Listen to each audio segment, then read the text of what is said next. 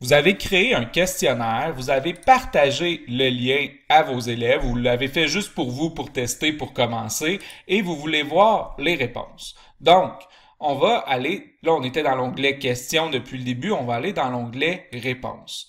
Donc là, si jamais pourtant vous dites, hey, j'ai les remplis, comment ça, je vois encore zéro réponse, vous devez actualiser votre page. Donc, si je fais actualiser ici la page, je fais actualiser, eh bien, on va voir le chargement et j'ai 4 réponses finalement. Donc, c'est important d'actualiser la page au besoin parce que Microsoft Forms ne va pas automatiquement se mettre à jour si on ne réactualise pas. Donc, c'est important de faire attention à ça. Vous devez toujours actualiser pour voir le nombre de réponses. Donc là, on peut premièrement regarder un résumé pour chacune des questions avec des statistiques. Donc là, on voit que la bonne réponse, c'était vrai dans ce cas-ci. Il faut s'en rappeler, là. Et puis, on voit que tout le monde a réussi, tout le monde a eu la bonne réponse pour cette question-là. Dans ce cas-ci, la bonne réponse, c'était vrai encore une fois, et beaucoup de personnes ont répondu faux, donc cette notion-là serait sûrement à revoir. Vous pouvez avoir des statistiques automatiquement. Pour les questions qui ont beaucoup de choix de réponse, ben souvent ça va être ce type de graphique qui va être utilisé. Et puis là, on peut voir que le guépard a eu 2 bonnes réponses, qui était notre bonne réponse pour cette question-là, mais qu'il y a quand même quelqu'un qui a répondu chien, puis quelqu'un qui a répondu lion aussi. Et ensuite, on voit toutes les réponses fournies pour cette question, que la bonne réponse était 1534. On voit que la moitié des répondants ont eu une bonne réponse. Donc, vous pouvez avoir un résumé pour chacune des questions comme ça, c'est quand même super intéressant. Après, vous pouvez faire examiner les réponses et là, à ce moment-là, vous allez voir chacune des copies, dans le fond, de chacune des personnes, donc chacune des réponses. Donc, Nathaniel Beauséjour, lui, c'est ça qui avait répondu. Vous pouvez voir chacune des réponses et vous pouvez même, si vous le souhaitez, imprimer la réponse. Si jamais vous supprimez la réponse, bien si vous aviez coché la case que chaque personne peut remplir le questionnaire juste une fois, ben la personne va pouvoir le remplir à nouveau. Donc, si jamais vous voulez faire ça, vous pouvez supprimer la réponse comme ça.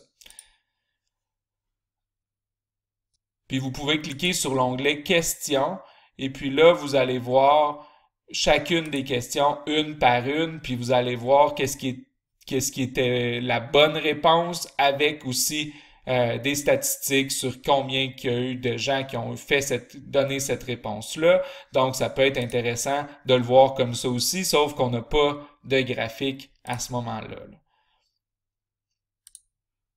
Si jamais quelqu'un aurait donné une mauvaise réponse, mais que vous jugez qu'elle est quand même bonne, là, je vais regarder un exemple. Mettons ici 480, c'est pas bon là cette réponse-là, mais vous pourriez, si vous souhaitez changer une note. Par exemple, la personne s'est arrêté une question un peu plus ouverte, puis la personne aurait juste fait une petite faute d'orthographe, tout ça.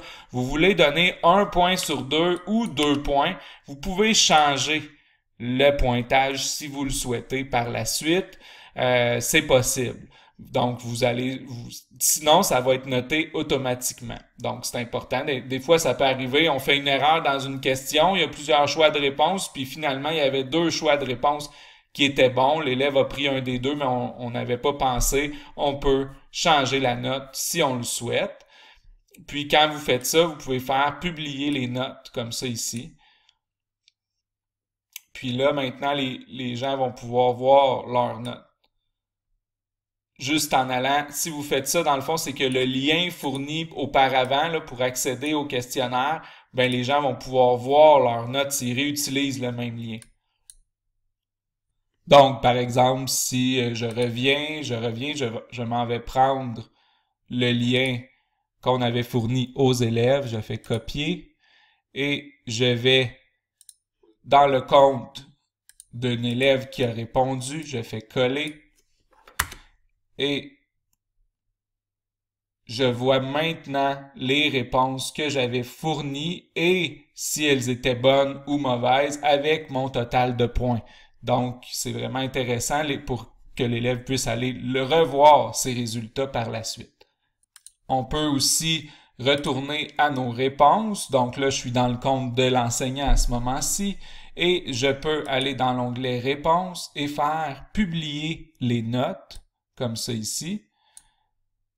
Et là, je peux voir, bon, l'ensemble des notes, je peux le faire tout d'un coup si je le veux. Là. Si j'avais juste des questions à choix de réponse et que je ne veux pas réviser chacune des questions comme je l'ai fait pour Geneviève Lavallée quand j'avais changé un résultat, je peux faire ça comme ça et venir sélectionner tout et faire publier les notes pour tout le monde.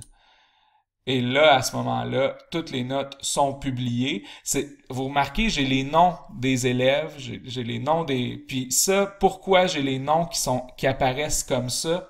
C'est parce que quand j'avais créé mon questionnaire, quand j'avais été dans les paramètres, j'avais fait seuls les membres de mon organisation peuvent répondre et j'avais coché enregistrer le nom. C'est important que vous fassiez ça si vous voulez voir les noms des élèves quand vous faites publier les notes.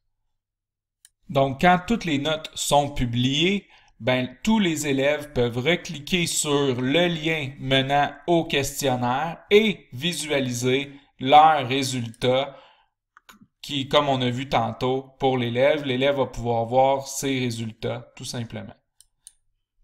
Une autre option qui peut être très intéressante, c'est d'aller générer un fichier Excel. Donc, on peut faire ouvrir dans Excel. Et là, ensuite, on va avoir un document Excel qui va être téléchargé avec toutes nos réponses pour chacun des élèves à l'intérieur.